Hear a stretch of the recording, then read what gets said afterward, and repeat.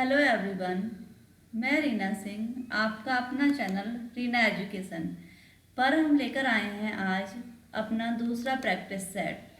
हम अपने टीजीटी के 4 राइटर कवर कर चुके हैं, literary term, forms of literature. तो उन्हीं से जुड़े हुए कुछ क्वेश्चन आंसर लेकर आए हैं हम प्रैक्टिस सेट के रूप में।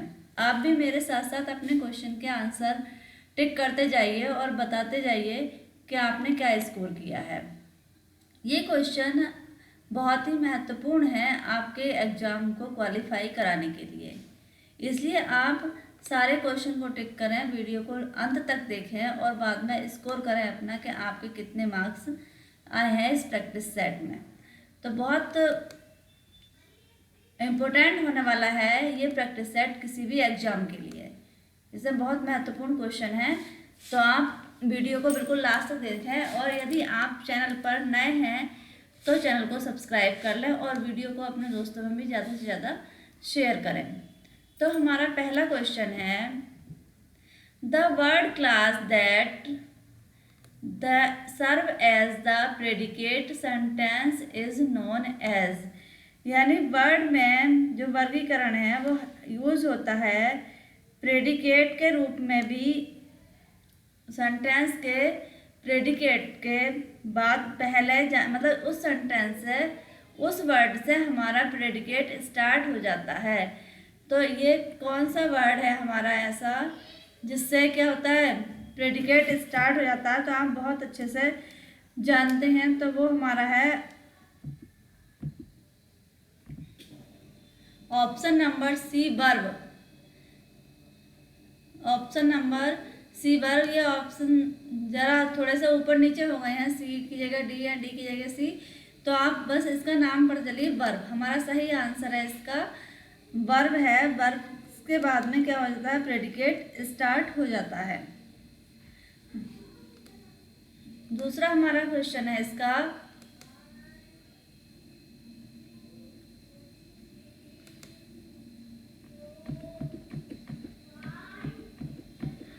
an content word that denotes an action, occurrence or state existence is known as the a content word that denotes an action, यानी एक्शन बताता है, occurrence बताता है। तो ऐसे हमारी कौन सी पार्ट ऑफ स्पीच या कौन से वर्ड हैं जो क्या बताते हैं, एक्शन डिनोट्स, एक्शन से ही आप समझ जाए गए होंगे। तो इसका हमारा सही ऑप्शन है verb, answer number C. Option number C है वर्ब। वर्ब क्या है, डूइंग वर्ब है। एक्शन वर्ड क्या कहलाते हैं, वर्ब कहलाते हैं। तीसरा हमारा क्वेश्चन आता है, the word class that can serve as the subject और प्रेडिकेट, सब्जेक्ट और object of a verb, object of a preposition और इन अपोजिशन नॉन एज, यानी ऐसा वर्ड जो क्या होता है सब्जेक्ट के रूप में भी काम करता है, ऑब्जेक्ट वर्ब के बाद में ऑब्जेक्ट के रूप में भी काम करता है, प्रीपोजिशन का भी ऑब्जेक्ट होता है और अपोजिशन के रूप में भी काम करता है, के नाम से जाना जाता है अपोजिशन के लिए भी। तो ऐसा वर्ड या ऐसी पार्ट ऑफ स्पीच कौन सी है, तो आप समझ गए होंगे। तो इसके हम ऑप्शन जरा देख लेते हैं एक बार। A noun, B pronoun, C adjective, D verb, adverb. तो हमारा इसके लिए option number A, noun. Noun हमारे क्या होता है, सब्जेक्ट के रूप में भी काम करता है, ऑब्जेक्ट के बाद में, वर्ब के बाद में ऑब्जेक्ट के रूप में भी काम करता है, प्रीपोजिशन के सभी का भी ऑब्जेक्ट होता है। तो ये क्या है, हमारा नाउन है जो अपोजिशन के रूप में भी काम करता है। फिर नेक्स्ट आता है हमारा question 4, A group of words, यानी शब्दों का समूह, which makes a complete sense, जो क्या देता है पूरी तरह से बिल्कुल कंप्लीट सेंस, उसका अर्थ निकलता है पूरा, तो वो क्या कहलाता है, group of words. Phrase, option number B.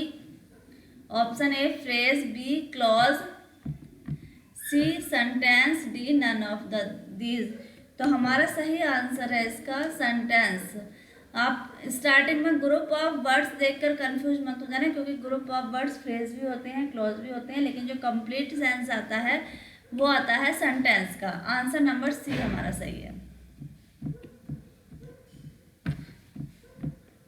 Question number 5 आता है हमारा, a sentence which makes a statement, a sentence which make a statement और असर्शन इज नोन एज, यानी एक सेंटेंस जिसमें जो स्टेटमेंट है या असर्शन नाम से जाना जाता है उसे, तो वो सेंटेंस किस प्रकार के सेंटेंस होते हैं। आपने पढ़ा होगा सेंटेंस 5 टाइप के होते हैं, तो उसमें जो असर्शन दिखाता है, यानी आप मेक्स अ स्टेटमेंट या असर्शन से भी आप समझ गए होंगे। तो फिर इसके ऑप्शन देख लेते हैं एक बार कि क्या कहलाते हैं वो। असर्टिव, असर्टिव को डिक्लेरेटिव भी बोलते हैं। ऑप्शन नंबर बी निगेटिव, सी इंट्रोगेटिव और डी एक्सक्लेमेटरी। तो हमारा ऑप्शन नंबर सही है ए असर्टिव।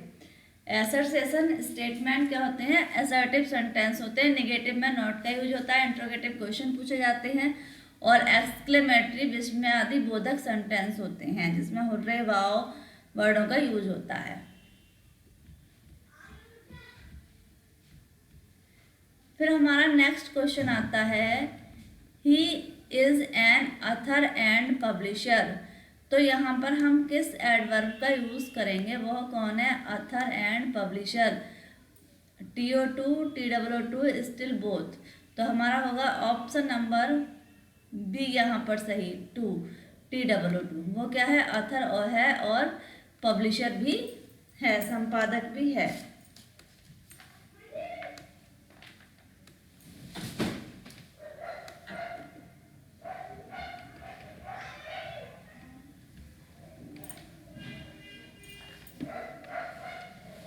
फिर हमारा नेक्स्ट क्वेश्चन आता है,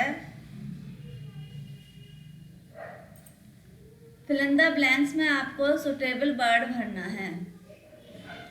I am badly in need money.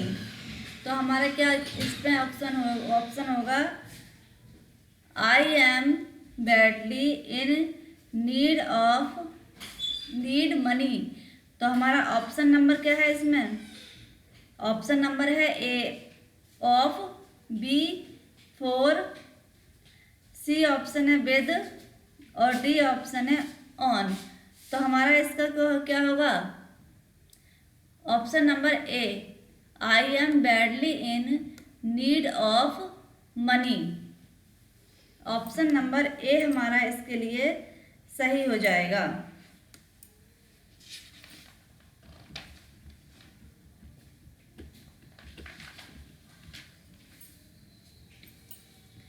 Eight number question आता है, when he heard the news he wrote मी।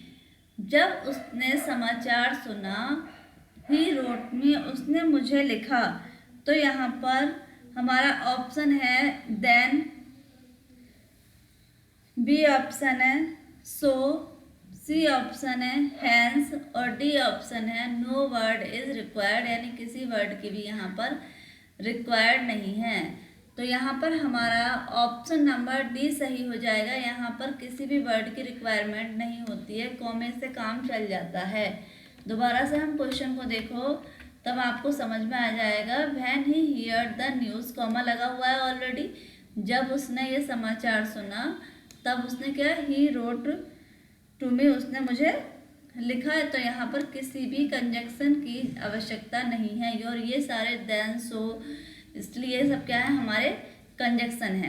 9 हमारा सेंटेंस आता है, 9 नंबर क्वेश्चन आता है हमारा, he had scarcely slept, he had scarcely slept, Philip his friend came। तो इसमें क्या आएगा, ऑप्शन से आप, अगर आपको ऐसे नहीं याद आ रहा होगा तो ऑप्शन से आ जाएगा। वो क्या है ऑप्शन हमारा, फर्स्ट ए ऑप्शन है the, B option then, C option when और डी नन, यानी तीनों में से कोई नहीं। तो इसके लिए होगा हमारा option number C when. He had scarcely slept, वो मुश्किल से सोया ही था। व्हेन हिज फ्रेंड केम, जब उसका मित्र आया। नेक्स्ट हमारा क्वेश्चन आता है, no sooner did he see the police ran away. तो यहाँ हम कौन सा कंजक्शन यूज होगा हमारा, no sooner did he see the police. Option देखते हैं हम। तो पहला ऑप्शन है then, second when, C option है देन और डी ऑप्शन है सो। तो यहाँ हमारा ऑप्शन होगा सी, THAN, क्योंकि THEN होता है देन तब, व्हेन जब, और देन मीन्स से। तो यहाँ पर हम no sooner did he see the police he ran away, ये हमारा क्या है, कंपैरेटिव डिग्री का सेंटेंस है, क्योंकि यहाँ सुनर का यूज आया है। तो यहाँ पर क्या आ जाएगा, THAN देन। क्वेश्चन नंबर 11 हमारा आता है, he as well as I guilty। तो यहाँ पर क्या आएगा, ये सब्जेक्ट वर्ब एग्रीमेंट का ही पार्ट है। अभी मैं आपको सब्जेक्ट वर्ब एग्रीमेंट की सीरीज चल रही है, ये उसी से जुड़ा हुआ क्वेश्चन है। he as well as I guilty। तो इसमें ऑप्शन है इज, बी है एम, सी है एम, बी है आर और डी है विल। तो आप जरा क्वेश्चन को अच्छे से देखें और इसमें ऑप्शन नंबर ए सही हो जाएगा, इज। क्वेश्चन एक बार दोबारा से आप देखें तो आपको समझ में आएगा, he as well as I guilty, यानी यहाँ पर दो नाउन प्रोनाउन दे रखे हैं, ही और आई।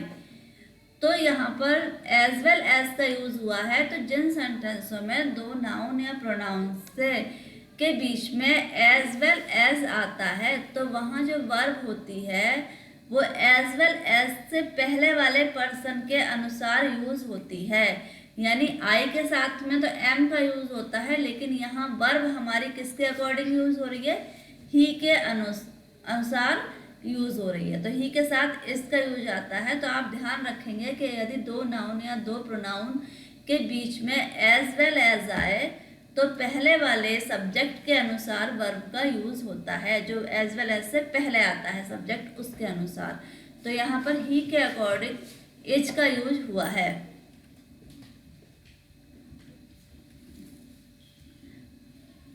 क्वेश्चन नंबर 11 आता है हमारा, convert the underline into noun. तो यहाँ पर एक अंडरलाइन वर्ड मिलेगा, उसको कन्वर्ट करना होगा नाउन में। She is a professional singer. तो ये प्रोफेशनल के नीचे अंडरलाइन रहेगा, ये करने से केवल प्रोफेशनल के नीचे अंडरलाइन होनी है। तो यहाँ पर हम प्रोफेशनल के नीचे अंडरलाइन कर लेंगे। तो इसे हमें किसके रूप में, सेंटेंस को, इसमें प्रोफेशनल को नाउन बनाना है। और यहाँ पर क्या है, यहाँ पर ये एडजेक्टिव के रूप में यूज हुआ है, क्योंकि सिंगर क्या है, नाउन है। नाउन से पहले जो वर्ड आता है एडजेक्टिव होता है। तो जरा इसके ऑप्शन पर ध्यान करेंगे, he is a singer by profession, option number A है उसका।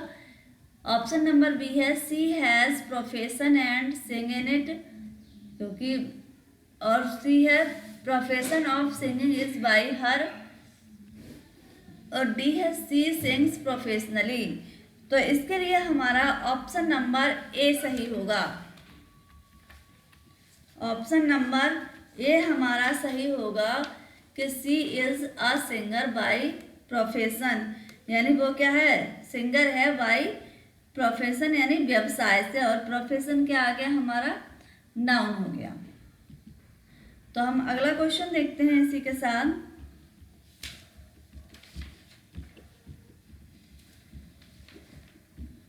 Choose the miss spelled word from the following, यानी इसमें हमें जिस वर्ड की स्पेलिंग गलत है उसे ढूंढना है।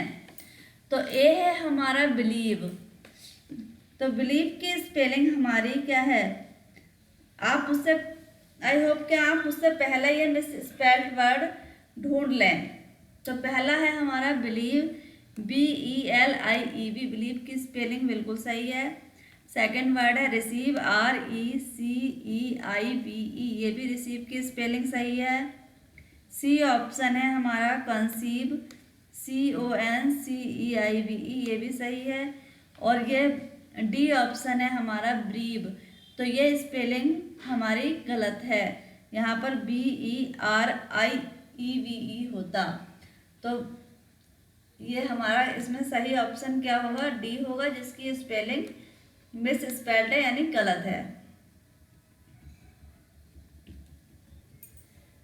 फिर हमारा नेक्स्ट आता है इसी इसका question, tick the correct spelling, यानी आपको वो अभी आपने गलत स्पेलिंग वाले पर टिक करा था, अब आपको सही स्पेलिंग वाला वर्ड चूज करना है। तो हमारा इसमें ए ऑप्शन है मैकबर, मैकब्री, बी ऑप्शन, और सी है मैकेब्री, और डी है स्पेलिंग देखें पहले की स्पेलिंग है MACABER, बी ऑप्शन की है MACABRE,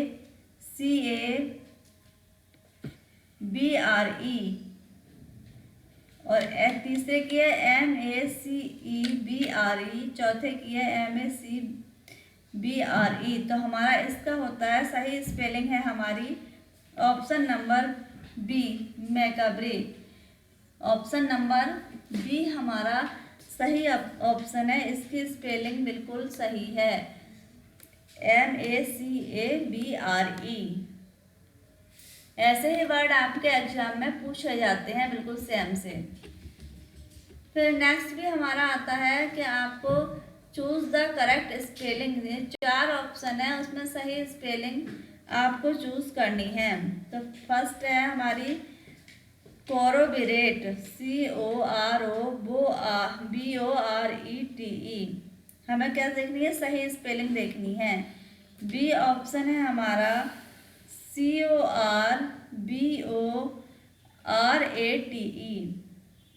बी ऑप्शन है, सी ऑप्शन है CORBBORATE, ये तो बिल्कुल ही गलत है स्पेलिंग। और लास्ट हमारी डी ऑप्शन है CORROBORATE, तो ये हमारा क्या है, बिल्कुल करेक्ट स्पेलिंग है ऑप्शन नंबर डी, कोरोबोरेट। फिर हमारा नेक्स्ट क्वेश्चन आता है, choose from the following word which is correctly spelled. तो इसमें फर्स्ट ऑप्शन इसी में हो गया है लेसन, LIAISON, बी ऑप्शन है हेमोरेज, HE, इसमें HAE बनता है इसलिए बी ऑप्शन हमारा गलत है। सी ऑप्शन है एकोमोडेट, एकोमो एक एम बनता है, तो ये भी क्या है हमारा ऑप्शन गलत है, एकोमो, इसमें मेडेट लिखा है, डबल एम के बाद में ओ आता है एकोमोडेट। तो हमारा यहाँ पर सही ऑप्शन है ए, LAILIAISON, ये हमारा बिल्कुल सही स्पेलिंग है इसकी।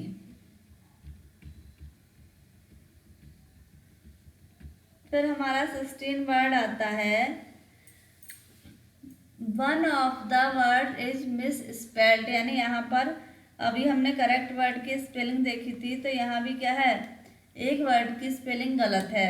तो फर्स्ट है हमारा सुपरसिलियस की स्पेलिंग, बी है, सी है बेनिफैक्टर, BENEFACTOR, बी ऑप्शन है हमारा पार्लियामेंट, पार्लियामेंट में MANT होता, और डी ऑप्शन है हमारा टेस्टामेंट, तो टेस्टामेंट में भी MA होता। तो हमारी यहाँ पर ऑप्शन नंबर होता है ए बिल्कुल सही, यानी इसकी स्पेलिंग क्या है, गलत है सुपरसिलियस। बाकी बेनिफैक्टर, पार्लियामेंट, टेस्टामेंट सही है, ए ऑप्शन क्या है हमारा गलत है सुपरसिलियस। फिर हमारा अगला क्वेश्चन आता है, one of the word is miss spelled, यहाँ भी वही क्वेश्चन है क्या आपको मिस स्पेल्ड यानी गलत स्पेलिंग वाला वर्ड छांटना है। तो पहला है vandalism, वैंडलिज्म, बिल्कुल सही स्पेलिंग है। सी ऑप्शन है हमारा VENGEANCE, बिल्कुल सही है। डी ऑप्शन है वेंटिलेटर, ये भी सही है। तो हमारा ऑप्शन नंबर क्या है इसमें, बी ऑप्शन की स्पेलिंग गलत है, N होता है यहाँ पर, BENNER, बैनर। 18 हमारा क्वेश्चन आता है सिनोनियम एंटोनियम से। जो सिनोनियम एंटोनियम की हमारी सीरीज चल भी रही है और आपको ये वर्ड आ भी चुका है, आप आई होप कि आपने याद भी कर लिया होगा। सिनोनियम ऑफ एमनेस्टी, एमनेस्टी होता है भद्दा, तो यहाँ पर हमारा क्या होगा, एमनेस्टी होता है जनरल आम माफी। तो इसके ऑप्शन देखो, पेनल्टी, पेनल्टी क्या होता है, दंड होता है। पार्डन, क्षमा होता है। रिलीज, मुक्त करना होता है। जस्टिस, न्याय होता है। तो यहाँ पर हमारा सही ऑप्शन होता है सी, पार्डन। पार्डन में भी क्षमा करना होता है और एमनेस्टी भी क्या होता है, क्षमा करना होता है। सेकंड हमारा 19 हमारा क्वेश्चन है अ सिनोनियम ऑफ एंड्रॉयड। एंड्रॉयड आप फोन से ही समझ गए होंगे, मैंने इसे एंटोनियम सिनोनियम में भी समझाया है। एंड्रॉयड और वर्ड मीनिंग में भी हमारे ये वर्ड आया है। एंड्रॉयड, आप फ़ोन लेते हैं, फ़ोन आपके कैसे होते हैं, एंड्रॉयड होते हैं। तो इसी से आप समझ गए होंगे स्किलफुल यानी कौशलयुक्त। ऑप्शन नंबर बी है हमारा कनिंग, कनिंग क्या होता है, चतुर, चालाक। और सी ऑप्शन है बिलियनेंस, बिलियनेंस आप समझते हो बिलियन से ही, यानी जो हीरो ना हो, बिग्ड, क्रूर। तो यहाँ पर हमारा क्या ऑप्शन होगा, एंड्रॉयड से ही आप समझ गए होंगे, हमारा ऑप्शन नंबर ए सही है, स्किलफुल, यानी जिसमें बहुत कौशल होता है हमारे फोन में, जिस तरह से सबका काम कर देता है हमारा एंड्रॉयड फोन, टीवी का, मोबाइल का, घड़ी का, सबका। फिर हमारा 20 आता है द सिनोनियम ऑफ एपेक्स। एपेक्स में होता है ऊंचा, चोटी, शिखर। तो यहाँ पर ये ऑप्शन है पीक, अंडरग्राउंड, जमीन का। क्वालिफाइड यानी बिल्कुल क्वालिफाइड, जिसमें बहुत सारी क्वालिटी होती है, गुण। और डी ऑप्शन है इसका ग्रीडी, चालाक। तो हमारा क्या होता है एपेक्स का ऑप्शन नंबर ए सही है, पीक, चोटी। और एपेक्स भी क्या होता है, चोटी, ऊंचाई। नेक्स्ट हमारा वर्ड आता है सिनोनियम फेलेसियस। फेलेसियस क्या होता है, तो इसका सिनोनियम है फेलेसियस का हैप्पी, खुश, कॉन्वेनिएंट, फर्वेंट, ब्राइटल। तो फेलेसियस का ऑप्शन है हमारा ए सही, हैप्पी, यानी जो खुश हो वो क्या है, फेलेसियस है। 22 हमारा क्वेश्चन आता है इनक्रेडिबल मीन, यानी इनक्रेडिबल का मतलब क्या है। तो क्रेडिबल होता है जिस पर विश्वास किया जा सके, और इनक्रेडिबल जिस पर विश्वास ना किया जा सके। तो ऑप्शन ए है हमारा सरप्राइजिंग, आश्चर्यचकित, इंटरेस्टिंग, रोचक, डिस्गस्टिंग। और ऑप्शन नंबर डी है हमारा अनबिलीवेबल। तो हमारे इसके लिए कौन सा आंसर सही होता है, ऑप्शन नंबर डी, अनबिलीवेबल, यानी जिस पर विश्वास ना किया जा सके वो क्या होता है, इनक्रेडिबल या अनबिलीवेबल।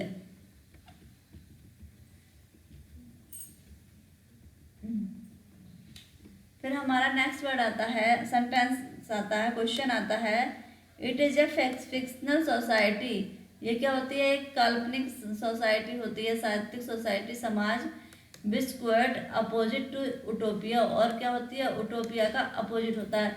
उटोपिया होता है जैसे हम प्लीजेंट लैंड, यानी हम प्लेजेंट जो खुशी वाली कल्पना करते हैं वो क्या होती है, उटोपिया होती है। तो हम इसका देखेंगे, इसका क्या पूछा है हमसे, अपोजिट पूछा है, एंटोनिम पूछा है।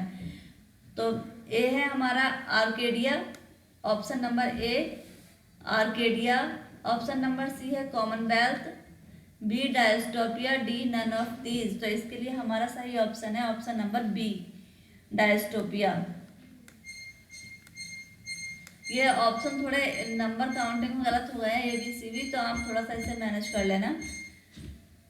क्वेश्चन नंबर 24 आता है brave new word by Huxley is an instance, यानी ये ब्रेव न्यू वर्ड हक्सले ने, एल्डस हक्सले ने ये लिया था, तो हम पढ़ चुके हैं, ये लिया था टेम्पेस्ट के पोर्शिया, टेम्पेस्ट में मिरिंडा की जो एक लाइन थी, सेंटेंस था, उससे ये वर्ड लिया गया है, ब्रेव न्यू वर्ड।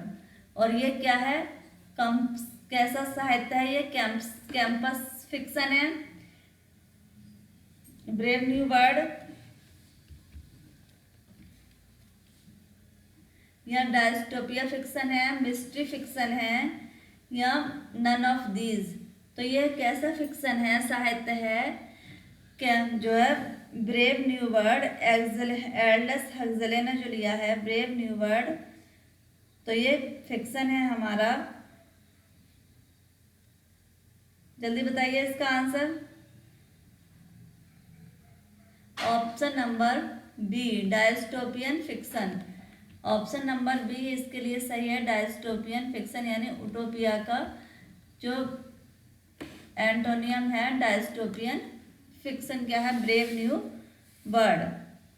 फिर नेक्स्ट हमारा क्वेश्चन आता है,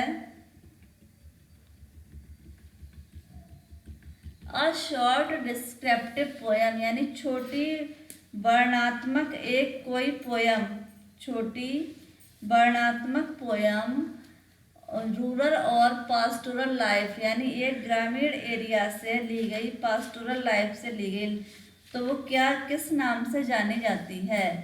तो ऑप्शन नंबर ए है हमारा कॉमिक रिलीफ, यानी उसे क्या बोलते हैं, कॉमिक रिलीफ बोलते हैं।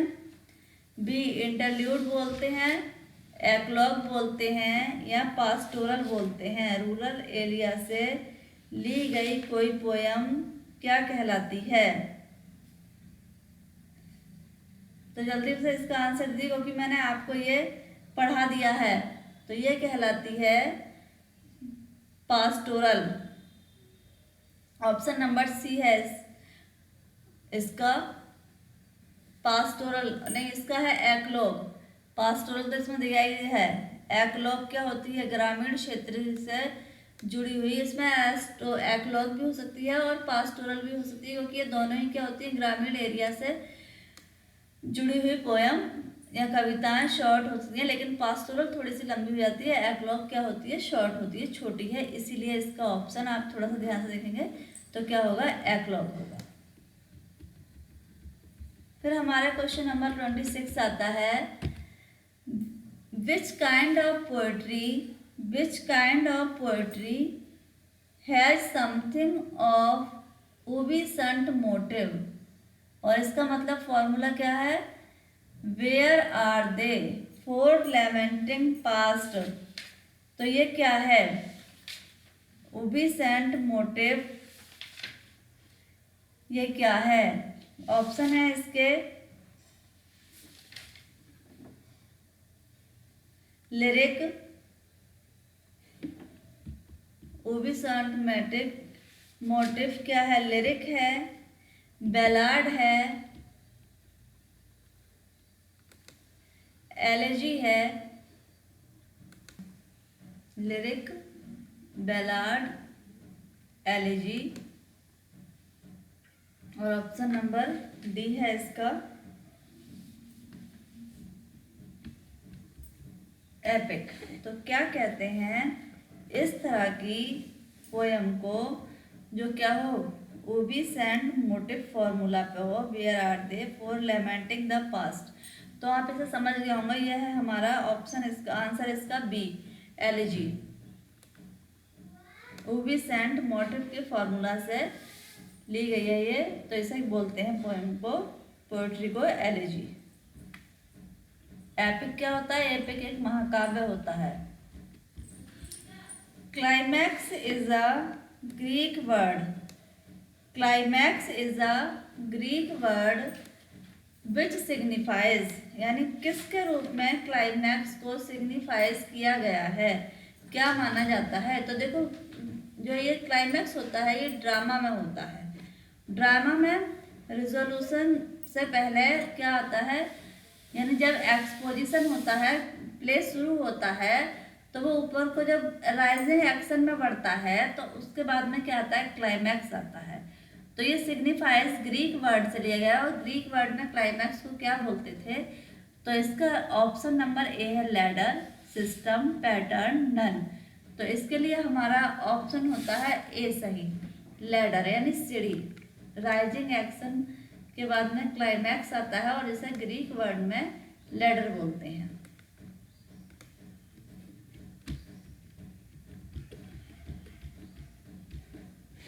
ट्वेंटी 28 हमारा क्वेश्चन आता है, climax is the series, climax is the series of idea in the order of importance.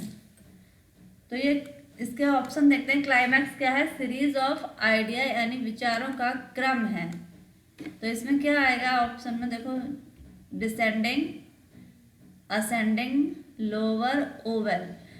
तो क्लाइमैक्स में क्या होता है, जो काम होता है, वर्क होता है, प्ले की थीम होती है, वो असेंडिंग ऑर्डर में बढ़ती है। तो इसके लिए हमारा क्या होगा, option number A, ascending.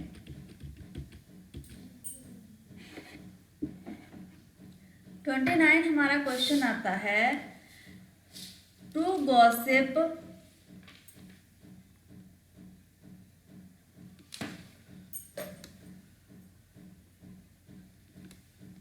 To gossip is a fault. To libel a crime. To slander a sin. तो ये क्या होता है, To gossip is a fault. To libel a crime. To slander a sin. The figure is, यानी ये कौन सी figure of speech है, यानी फिगर ऑफ स्पीच का क्वेश्चन है ये। तो इसका है ऑप्शन नंबर ए क्या है हमारा, क्लाइमैक्स, बी एंटी क्लाइमैक्स, सी पन और डी आयरनी। तो इसका है हमारा ऑप्शन नंबर ए सही, क्लाइमैक्स। नेक्स्ट हमारा क्वेश्चन आता है, फिगर ऑफ स्पीच से ही रिलेटेड है ये भी। The best way to learn a language to speak. The best way to learn a language speak. It here the figure is, यानी इसमें कौन सी फिगर ऑफ स्पीच है। क्वेश्चन एक बार हम दोबारा समझेंगे इसे। The best way to learn is learner a speech. तो इसमें कौन सी फिगर ऑफ स्पीच है, तो यहाँ पर है फिगर ऑफ स्पीच, ऑप्शन है हमारा ए क्लाइमैक्स, बी एंटी क्लाइमैक्स, सी लेटोटस और डी एपिग्राम। तो हमारा इसमें ऑप्शन नंबर ए आता है सही, क्लाइमैक्स। यानी क्लाइमैक्स के बिना हमारा कोई भी प्ले क्या होता है, अधूरा होता है। यानी अच्छी तरह से भाषा को सीखने के लिए, स्पीच को सीखने के लिए क्या होता है, क्लाइमैक्स होता है। 31 हमारा क्वेश्चन आता है, टर्निंग पॉइंट इज, यानी कहाँ से टर्निंग पॉइंट शुरू होता है। तो ये आप समझ भी होंगे, ऑप्शन नंबर हमारा है डिनाउमेंट। डिनाउमेंट क्या है, कॉमेडी की एंडिंग होती है, डिनाउमेंट कहलाती है। बी क्लाइमैक्स और सी एंटी क्लाइमैक्स और डी शिफ्ट। तो ये किससे स्टार्ट हो जाता है हमारा, ये हमारा हो जाता है क्लाइमैक्स से स्टार्ट, यानी option number B climax. Climax के बाद में क्या स्टार्ट हो जाता है, टर्निंग पॉइंट स्टार्ट हो जाता है। यानी स्टार्टिंग में राइज एक्शन के बाद में क्लाइमैक्स आता है, क्लाइमैक्स के बाद में टर्निंग पॉइंट शुरू हो जाता है। नेक्स्ट हमारा क्वेश्चन आता है, इन 1598 में जॉनसन ने कहा every man is humour bad had been performed by the Chamberlain's company with taking part fill in the blanks. यानी किसने पार्ट किया था, चैम्बरलैन कंपनी ने, जो बेन जॉनसन का था work every man is honour had been performed Chamberlain's company. तो इसमें आएगा हमारा कौन से राइटर की बात हो रही है, बेन जॉनसन ने किसके बारे में सबसे ज़्यादा लिखा है। तो मैंने आपको सीरीज करवाई है critic about the William Shakespeare, यानी क्रिटिक्स ने विलियम शेक्सपियर के बारे में क्या लिखा है। तो यहाँ पर हमारा ऑप्शन है Shakespeare, Ben Jonson, Chapman, Marlowe. तो इसके लिए हमारा ऑप्शन नंबर ए सही होता है। ऑप्शन नंबर ए सही जाता है क्या, शेक्सपियर। शेक्सपियर ने 1598 में चैम्बरलैन में क्या किया था, वर्क किया था।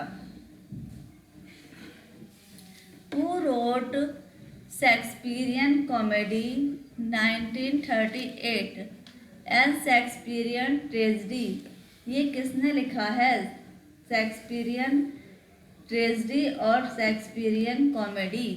आपने अगर नहीं देखी है तो आप वीडियो में जाकर प्लेलिस्ट लगाकर देखना, वहाँ पर जहाँ वर्क ऑफ शेक्सपियर या life and biography of Shakespeare है, तो वहाँ पर शेक्सपियर के बारे में जो क्रिटिकों ने बात कही है वो आपको मिल जाएगी यहाँ पर। तो ये किसने कहा है, देखो कि शेक्सपियर के बारे में ये जो स्टेटमेंट है शेक्सपियरियन कॉमेडी, शेक्सपियरियन ट्रेजेडी, ये 2 पर्सन ने दी है। तो उसमें से आज हमारे अब तक आपने हो सकता है आंसर अपना कर लिया हो। तो हमारा इसके ऑप्शन है variety, Dowden, Ben Jonson, H.B. Charlton. तो ये लाइन किसने कही है, ये कही है H.B. चार्ल्टन ने। शेक्सपियरियन ट्रेजेडी, शेक्सपियरियन कॉमेडी 1938 और 1948 में, और AC ब्रेडले ने भी कही है ये बात 1904 में शेक्सपियर के अबाउट। और नेक्स्ट हमारा क्वेश्चन आता है 34, Ray Walker the time is of joint 1948, the time is free are the books on. ये किताब किसके ऊपर लिखी है, रे वॉलकर ने। किसके ऊपर क्रिटिसिज्म किया है, तो आपने बिल्कुल याद आ गया होगा आपके को किसके ऊपर किया है। तो हमारा ऑप्शन नंबर ए है Shakespearean criticism, option number B Miltonic criticism, option number C Shakespeare's poetry, या डी शेक्सपियर्स बायोग्राफी। तो इसके लिए है हमारा ऑप्शन नंबर ए, क्रिटिसिज्म किया है रे वॉलकर ने किसके, शेक्सपियर के ऊपर। तो ये हमारा ऑप्शन नंबर ए हो जाएगा, शेक्सपियरियन क्रिटिसिज्म। फिर हमारा नेक्स्ट क्वेश्चन आता है, dear son of memory, great heir of fame, what needs thou such big witness of thy name, sweetest Shakespearean fancy child who said about Shakespeare। अब तक हमने देखा था लाइन के शेक्सपियर के ऊपर क्रिटिसिज्म लिखे थे, वो किसके बारे में लिखा है, लेकिन ये लाइन किसके बारे में, शेक्सपियर के बारे में ही कही है, लेकिन पूछा है किसने कहा है ये। तो ये भी आपको याद होगा क्योंकि पूरा क्रिटिसिज्म शेक्सपियर के लिए जो भी क्रिटिसिज्म लिखे हैं जिन राइटर ने, वो मैं आपको करा चुकी हूँ कवर। तो जल्दी से इसका आंसर आप भी बता दीजिए। ऑप्शन देखते हैं इसके एक बार, कभी कभी ऑप्शन से आंसर याद हो जाता है। तो A John Milton, B Ben Jonson, D Wordsworth और सी मैथ्यू अर्नोल्ड। तो ये हमारा क्या है, किसने कही है, ए ऑप्शन नीचे को हमारा ए ऑप्शन सही है, जॉन मिल्टन। जॉन मिल्टन ने ये ऑन शेक्सपियर वर्क में ये लाइन शेक्सपियर के लिए गई है, dear son of memory, great heir of fame. फिर अगली लाइन फिर आती है, आवर मायरेड माइंडेड शेक्सपियर। ये फ्रेज है किसके बारे में, शेक्सपियर बारे में। किसने कहा है ये, आवर मायरेड माइंडेड शेक्सपियरियन। तो इसका ऑप्शन है हमारा A Wordsworth, B S T. Coleridge, C Milton, D Arnold. तो ये स्टेटमेंट दिया है myriad minded Shakespeare, S T. Coleridge ने, ऑप्शन नंबर बी।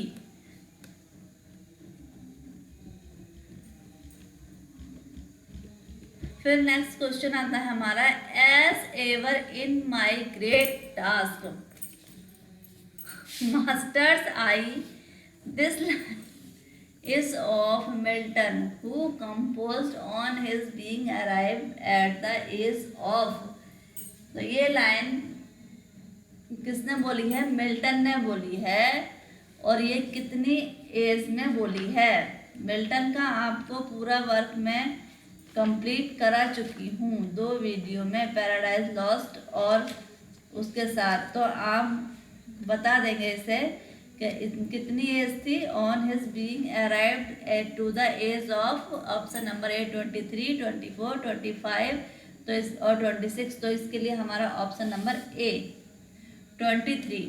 जब 23 में ये सोनेट लिखी थी उन्होंने, on his being arrived the age of 23। 38 question आता है, in his doctrine discipline of divorce and tetrachordon Milton repudiates. किसके लिए मिल्टन ने ये लिखा था?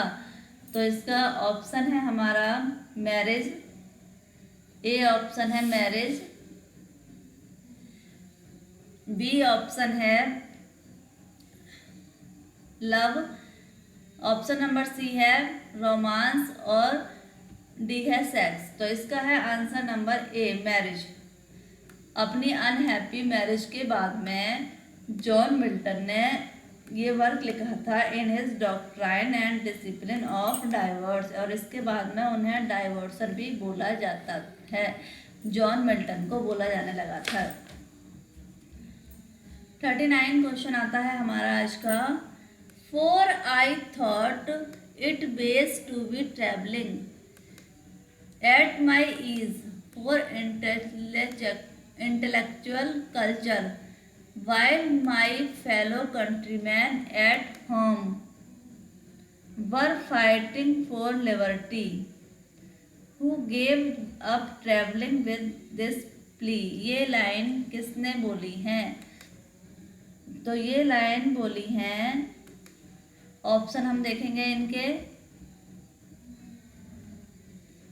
Option number who gave travelling with the plea, किसने बोली है ये line? Option number A Shakespeare, B Shelley, C Wordsworth और डी मिल्टन। तो इसका है सही option D Milton, option number D John Milton ने ये ट्रैवलिंग विद द प्ली दी है ये। नेक्स्ट हमारा क्वेश्चन आता है,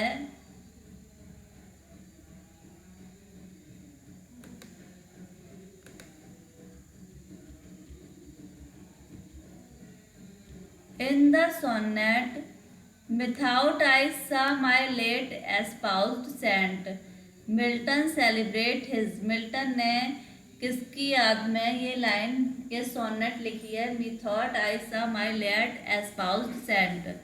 तो अपनी फर्स्ट वाइफ के लिए ऑप्शन नंबर बी, सी थर्ड वाइफ के लिए, बी सेकंड वाइफ के लिए या डी फोर्थ वाइफ के लिए। तो फोर्थ तो उनकी वाइफ थी नहीं, 3 ही वाइफ थी।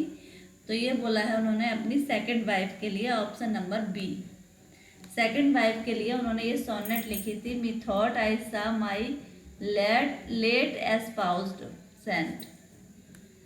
क्वेश्चन नंबर 41 आता है, who commented on Milton saying. किसने मिल्टन के ऊपर कमेंट किया था और कहा था, this man cuts us all out the ancient too. तो ये बोला था इनके लिए, ऑप्शन देख लेंगे हम, A Dryden, B Wordsworth, C none of these, D Arnold. तो ये बोला था उनके लिए, कमेंट किया था ड्राइडन ने, ऑप्शन नंबर ए ड्राइडन ने कमेंट किया था जॉन मिल्टन के लिए। क्वेश्चन नंबर 42 है, the meaning of L allegro. तो मीनिंग क्या है एल एलेग्रो का? तो एल एलेग्रो मैंने मिल्टन के वर्क में पढ़ाई है, एक बार आप चेक करें और बताएं फटाफट से।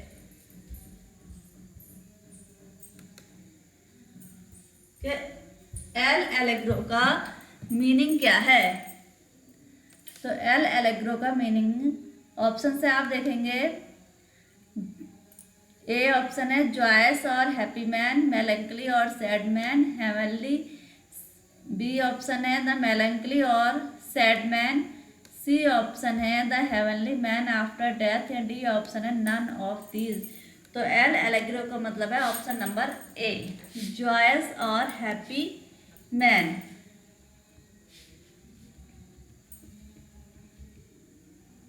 फिर हमारा 43 क्वेश्चन आता है, nature never did betray the heart that loved her, these lines are, ये लाइन किससे ली गई हैं? तो इसके ऑप्शन है हमारे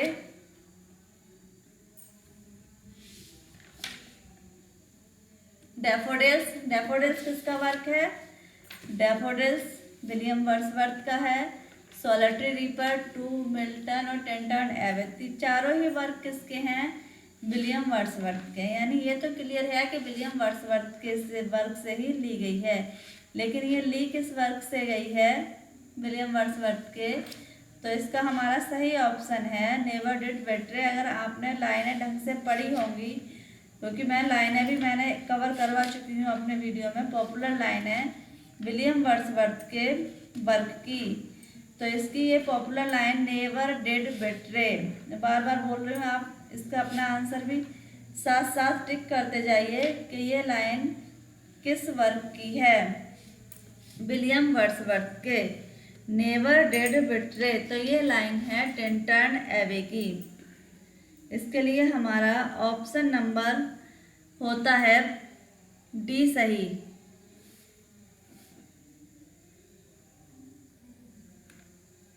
टेंटन एवे की लाइन है ये, नेचर डिड।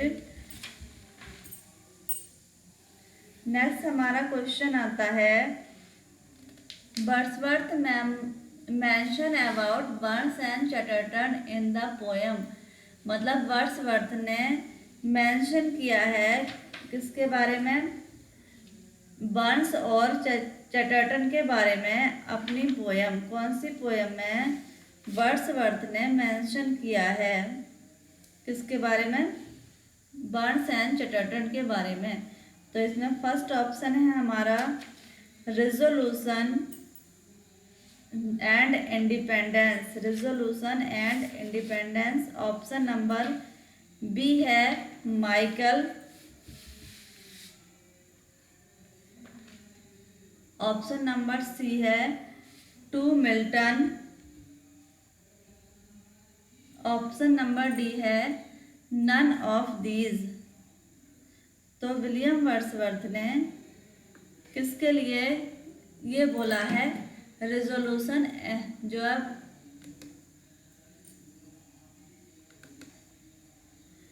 तो किस वर्क में बर्न्स एंड चैटरटन के लिए ये पोएम में लाइनें कही हैं, मेंशन किया है बर्न्स एंड चैटरटन को? तो इसका है हमारा option number A, resolution and independence में बर्न्स एंड चैटरटन के बारे में मेंशन किया है विलियम वर्ड्सवर्थ ने।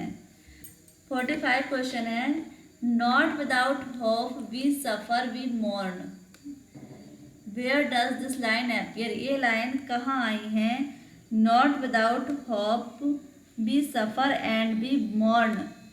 तो ये लाइन है, ऑप्शन देखेंगे हम, option number A Peele Castle, B to Milton, C daffodils, D none of these. तो इसका है हमारा सही answer option number A Peele Castle. Peele Castle में ये लाइन है जो उन्होंने सजेशन पे जॉर्ज ब्यूमेंट के से वर्क लिया था। नेक्स्ट हमारा क्वेश्चन आता है 46, the poem elegiac stanza was suggested by picture of Peele Castle in storm painted by, यानी किससे की पेंटिंग से इन्होंने ये वर्क लिखा था? एलियाजिक स्टैंजा लिखा था पील कैसल।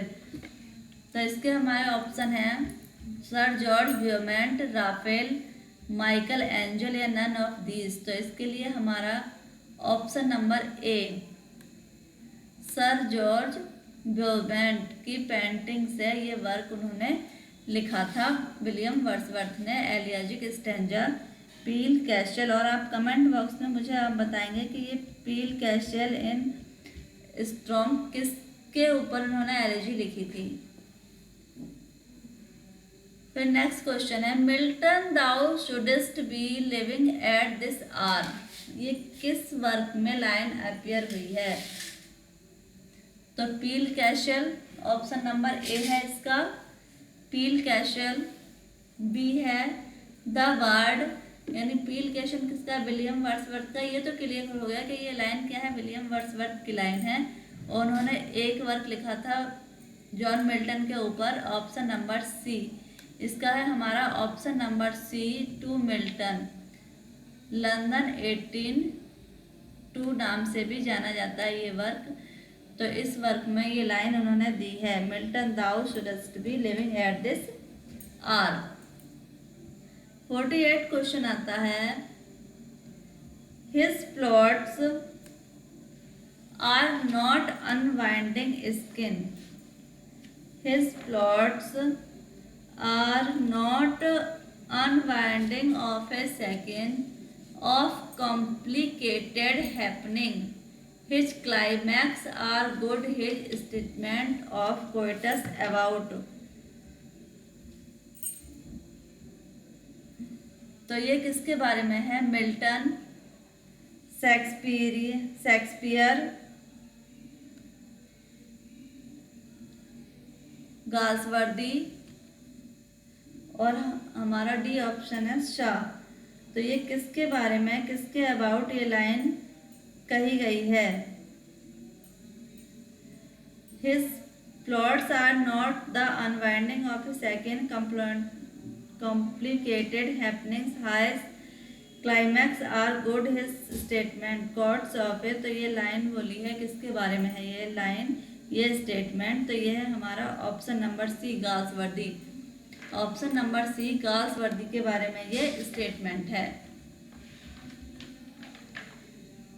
49 हमारा क्वेश्चन है इन स्ट्राइक। स्ट्राइक में कॉन्फ्लिक्ट था यानी विवाद था किसके बीच में? Capital and labour. Option number B है fair and black, high caste and low class, none of these. तो स्ट्राइक आपने आई होप बहुत अच्छे से समझा होगा, पढ़ा होगा। तो इसके लिए हमारा आता है option number A capital and labour. In loyalties यानी लॉयल्टीज में कॉन्फ्लिक्ट है बिटवीन डिफरेंट लॉयल्टीज एंड, किसके बारे में? जो लॉयल्टीज प्ले है तो उसमें कॉन्फ्लिक्ट है, विवाद है, किसके से रिलेटेड विवाद है लॉयल्टीज प्ले में? तो इसका है option number A the race prejudice यानी रेस प्रेज्यूट्स। बी ऑप्शन है द ब्लैक। सी ऑप्शन है ट्रेटर्स और डी ऑप्शन है इसका नन ऑफ दीज। जल्दी से आप आंसर बताइए इसका कि किसके में क्या है कॉन्फ्लिक्ट है, लॉयल्टीज में किस किस के बीच में कॉन्फ्लिक्ट है। आपको टाइम मिलता है 1 मिनट का, फटाफट से आप आंसर दीजिए कि किस में कॉन्फ्लिक्ट है लॉयल्टीज में।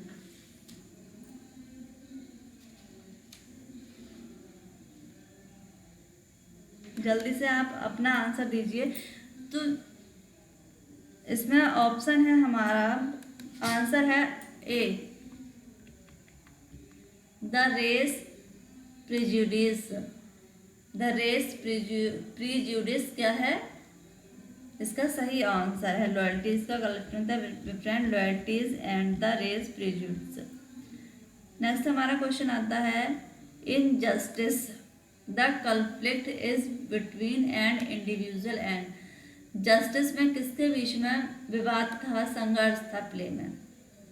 तो इसके ऑप्शन है A the physical forces, political forces यानी शारीरिक दबाव, राजनीतिक दबाव, इन्वायरमेंटल दबाव, या डी ऑप्शन है सोशल फोर्सेस।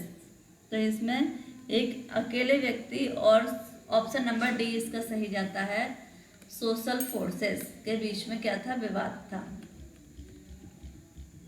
और आज का लास्ट क्वेश्चन हम देखेंगे In his lecture, The Creation of Character in Literature, Creation of Character in Literature, Galsworthy discussed the theory and formula. Galsworthy ने डिस्कस की है किसके बारे में? थ्योरी और फार्मूला के सिद्धांत के बारे में डिस्कस की है इस स्टेटमेंट में, अपने इस वर्क में, लेक्चर में। कहता creation of character in literature. तो ऑप्शन है इसका प्लॉट, बी डायलॉग, सी कैरेक्टराइजेशन और डी नन ऑफ दीज। तो जल्दी से आप अपने आंसर पर टिक करके बताइए कि कौन सा आंसर हमारा सही है इसके लिए। दोबारा एक बार क्वेश्चन सुन लीजिए, आपकी स्क्रीन पे नहीं है उस समय। तो क्वेश्चन है the creation of character in lecture, statement है जॉन गाल्सवर्दी का। तो उन्होंने इसमें डिस्कस किया है किससे? अपनी थ्योरी को और फार्मूला को, किसके ऊपर? तो इसका है हमारा ऑप्शन नंबर सी, कैरेक्टराइजेशन। तो आई होप आपने ये प्रैक्टिस सेट पूरा किया होगा और आपको बहुत अच्छे से समझ में आ गया होगा। कमेंट बॉक्स में आप बता सकते हैं कि 52 में से अपन में आपने कितने नंबर प्राप्त किए हैं। तो ऐसे ही इंटरेस्टिंग और इम्पोर्टेंट वीडियो पाने के लिए बने रहें चैनल पर। मिलते हैं अगले संडे को हम कुछ और नई अपनी प्रैक्टिस सेट के साथ।